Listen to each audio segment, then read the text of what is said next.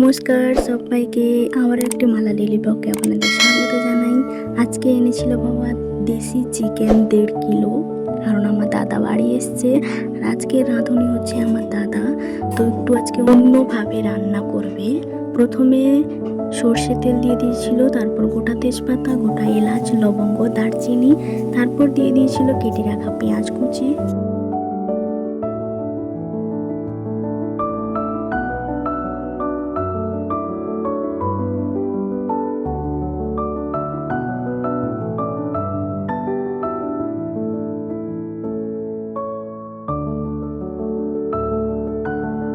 দিয়ে দিয়েছিল অল্প লবণ। দেওয়ার পর একটু ভালো করে পেঁয়াজটাকে লাল লাল মতো ভেজে নেবে।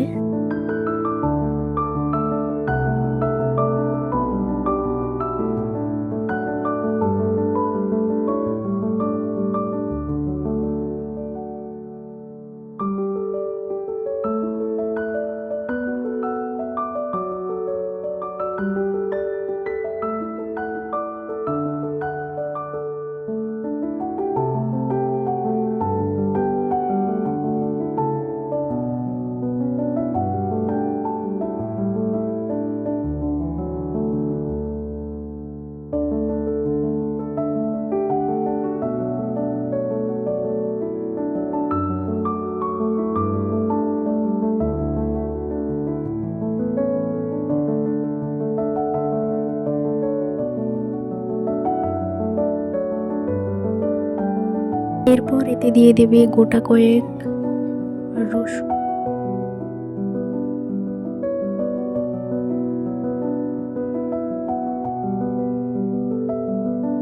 তারপর রসুন বাটা দিয়ে দেবে এর মধ্যে। দেওয়ার পর মশলাটাকে একটু ভালো করে কষিয়ে নেবে।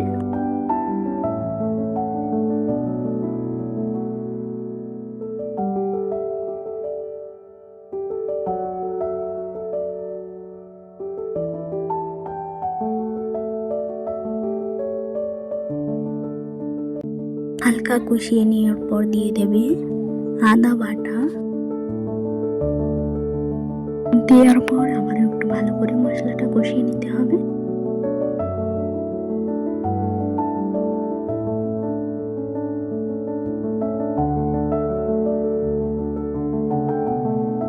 কষে এসছে, এবার দিয়ে দেবে চিকেনগুলো। চিকেনে কোনো নুন লবণ আগে থেকে কোনো কিছু মাখায়নি,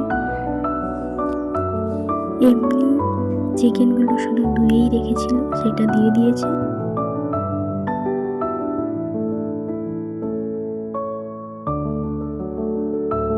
এবার মশলার সাথে চিকেনটাকে ভালো করে কষাতে হবে।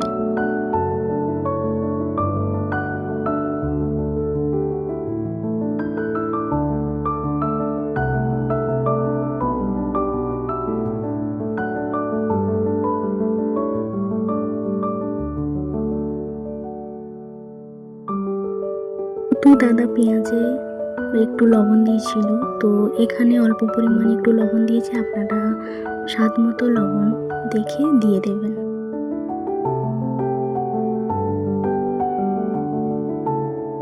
দেখুন আমার দাদা রান্না করতে করতে পুরো ঘেমে গেছে। এরপর এতে দিয়ে দেবে গোটা একটা টমেটো কেটে রাখা।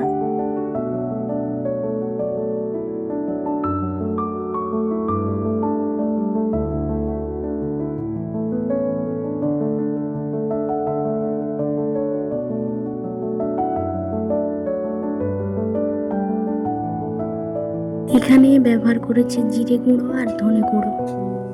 দেওয়ার পর এবার ভালো করে চিকেনটাকে কষিয়ে নিতে হবে।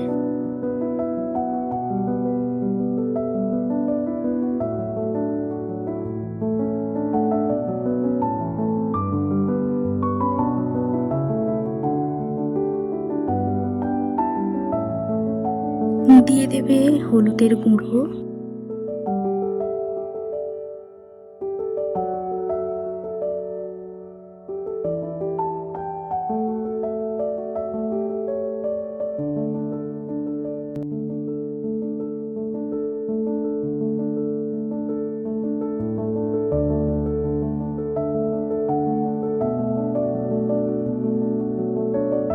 এরপর এতে দিয়ে দিবি লঙ্কার গুঁড়ি,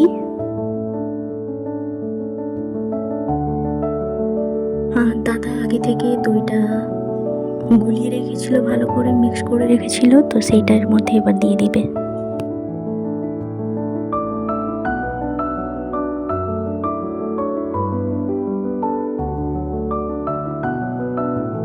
ভালো করে এটাকে কষিয়ে নিতে হবে। আর এখানে কোনো কিছু আলু দেয়নি,